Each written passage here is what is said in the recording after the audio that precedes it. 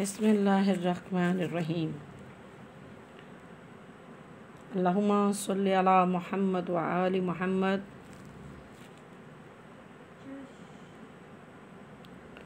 तो मुसलमानों, हमेशा हक़ की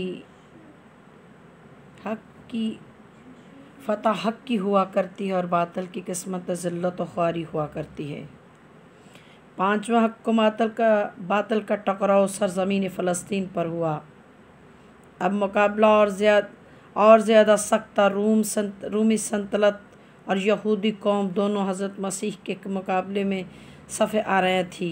सल्तनत अक्सरियत, ताकत, दौलत, गलबा जमा गर्ज किया था जो बातिल के कब्ज़ा में न था। इसके मुकाबला में एक कमज़ोर नहत्था इंसान अल्लाह ताला का सच्चा अब्द का टकराव हुआ और खूब हुआ। एक तरफ तलवार थी, दूसरी जन्म मोहब्बत। नतीजा जो कुछ हुआ वो दुनिया पर आश्कार है। यहूदी जलील हुए, कसर की नस्ल हज़रत मसीह पर ईमान लाने पर मजबूर हुई और ख़ुद हज़रत ईसा को ये इज़्ज़त व अज़मत नसीब हुई कि आज दुनिया के करोड़ों ईसाई और 70 करोड़ मुसलमान इनका नाम सुनते ही अदब की गर्दन खम कर देते हैं। और ज़ाहिर है कि फ़तह हक़ की हुई। हक़ व बातिल का छठा मार्का भी सुनिए। फ़रआन की चूंटियों से हक़ की आवाज़ बुलंद हो तो पूरे अरब में हलचल मच गई। कुरैश की तलवारें नई आमों से निकल पड़ीं। अरब सूरमाओं की तेवरों पर बल पड़ गए। खैबर की यहूदी हों या तब्बूक के कफ़ार, बहरबर के नसारी, मक्का के बुत परस्त हों या बखुद साबईन, सब के सब एक मुजाहिदे हक्का के मुकाबले में सफ बस्ता हो गए। मुकाबला हुआ, बार बार हुआ। नतीजा जो निकला वो कुरान मजीद के अल्फाज इन्ना फ़तहना लका फ़तहन मुबीन पारा नंबर 26 की तस्वीर था कि कुरैश की तलवारें कुंदा हो गईं। यहूदियों की साजिशें नाकाम हो गईं। यहूदियों ने हथियार डाल दिए और पूरा जजीरा नमा अरब तौहीद के नारे से गूंजने लगा, जिनकी बाज़गश्त आज सारा आलम गूंज रहा है। बताओ मुसलमानों, फ़तह अबू जहल, अबू सफ़ियान वग़ैरह की है या खुदा के हबीब मोहम्मद मुस्तफ़ा सल्लल्लाहु अलैहि वसल्लम की है? बस साबित हुआ कि फ़तह हमेशा हक़ की हुआ करती है, क्योंकि खुदा ताला का ऐलान है कि हमेशा मोमिनीन ही के ग्रोह गालिब आया करता है। अल्लाहुम्मा सल्लि अला मुहम्मद व आलि मुहम्मद व अज्जिल फ़रजहुम। अब मुझे वाक़या करबला के फ़तह अज़ीम के बारे में अर्ज़ करना है कि मारका करबला में फ़तह कौन था, फ़ातिहा कौन था और शख़्स किसके हिस्सा में आई। मुसलमानों, एक वहम का शिकार है। बेगाने तो बेगाने रहे। मवद्दत अहले बैत कदम भरने वाले भी अक्सर कह दिया करते हैं कि ज़ाहिरी फ़तह यज़ीद की हुई और बातनी फ़तह इमाम हुसैन अलैहिस्सलाम की थी। यह सिर्फ शिकस्ता दिल को तसल्ली देना है कि बातनी फ़तह का फ़लसफ़ा खड़ा किया गया। मुसलमानों, फ़तह हमेशा ज़ाहिरी हुआ करती है, बातनी कोई फ़तह नहीं है। ये एक बेमानी और बेहकीकत फ़लसफ़ा है। जो बातनी फ़तह का हर बार इस्तेमाल किया गया, फ़तह हमेशा ज़ाहिरी हुआ करती है और वो मोमिनीन का मक़सूम मुक़द्दर। सबसे पहले यज़ीद का मकसद और गर्ज़ मालूम होना ज़रूरी है कि यज़ीद पलीद क्या चाहता था और हुसैन वाली कौनैन की क्या गरज और मंशा थी। सुनिए, यज़ीद की मंशा और मुंसलिक ये था कि नबी अरबी मोहम्मद मुस्तफ़ा सल्लल्लाहु अलैहि वसल्लम अल्लाहुम्मा सल्लि अला मुहम्मद व आलि मुहम्मद व अज्जिल फ़रजहुम की तालीमात को ख़त्म करके अपने कानून को आगे बढ़ाया जाए। हिंदा की याद को ताज़ा व बाकी रखा जाए।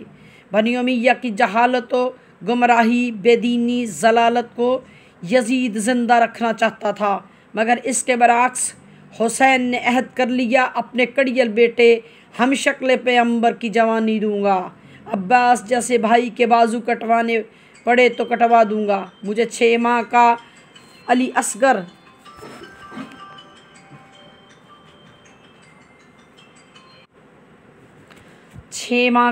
असगर अगर राह खुदा में देना पड़ा तो दे दूंगा।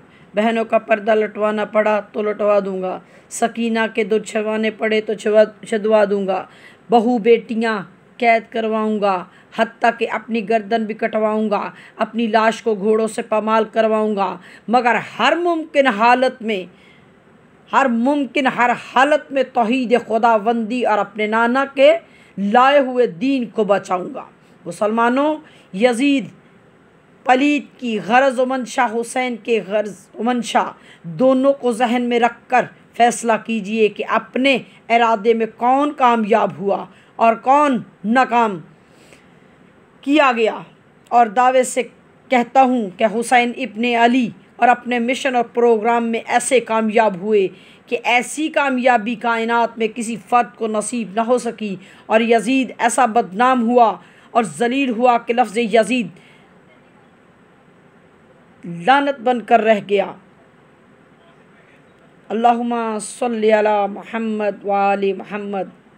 न तहरीरें न तकदीरें, न तहरीरें न तकरीरें, न पैगाम सलाम इतना, ज़बान अहले आलम पर न आया कोई नाम इतना। वो मंजिल है हुसैन इब्ने अली के कारनामे की, किसी मौजू पे अब तक नहीं देखा कलाम इतना। मेरे मौला हज़रत इमाम हुसैन अलैहिस्सलाम ने यजीदियत पर 6 कारी ज़रबें लगाई कि क़यामत तक यजीद का नामो निशान मटा दिया। यजीद ने अपने गवर्नर वलीद इब्ने तबा को ख़त लिखा कि हुसैन इब्ने अली से मेरी बैयत लेकर, अगर वो बैयत न करें तो इनका सर काट कर मेरे पास दमिश्क में भेज दिया जाए। वलीद हाकम मदीना ने मरवान बिन हुक्म जैसे मलऊन से मशवरा भी लिया और रात के वक़्त अकेले हुसैन इब्ने अली अलैहिस्सलाम को दारुल अमारा में तशरीफ़ लाने के लिए कहा गया, मगर किसी को जुर्रत न हुई कि कोई यह कह देता कि हुसैन आप यजीद की बैयत करें, वरना सर कलम कर दिया जाएगा। हाकम मदीना वलीद पलीद खामोश निगाहों से मेरे मौला हुसैन इब्ने अली को मदीने से तैयारी देखता रहा, मगर रोकने की हिम्मत न हुई। बताओ लोगों, यजीद अपने प्रोग्राम में कामयाब हुआ या हुसैन इब्ने अली अपने अज़म और अपने इरादे में कामयाब हुए? हुकूमत की पूरी कुव्वत देखती रही और बतूल कलाल यजीद के नापाक इरादे पर पानी फेरता रहा।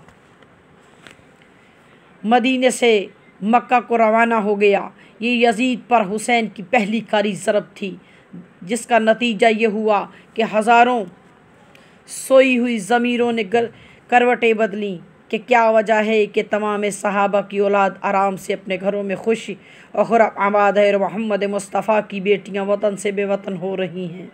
मदीना मुनव्वरा के वो मुर्दा दिल और बेहिस लोग जिन्होंने हज़रत इमाम हुसैन हसन अलैहिस्सलाम की शहादत पर हुकूमत के ख़िलाफ़ ज़र्रा भर भी ज़बान को हरकत न दी, हुसैन इब्ने अली की कारी ज़रब ने मुर्दा ज़मीरों को झंझोड़ कर रख दिया और हुकूमत के ख़िलाफ़ बगावत पर मुसलमान तुल गए। तारीख़ इस्लाम शाहद है कि जंग हुर जैसे अजीम हादसात से मदीने को लोगों को दो चार होना पड़ा।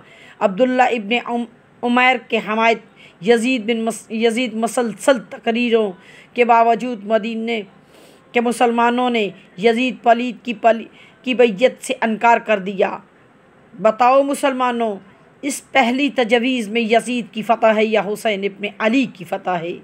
हर मुसन्नफ़ मिजाज यही जवाब देगा कि हुसैन फ़तह और गालिब रहे और यजीद मलगूब हुआ।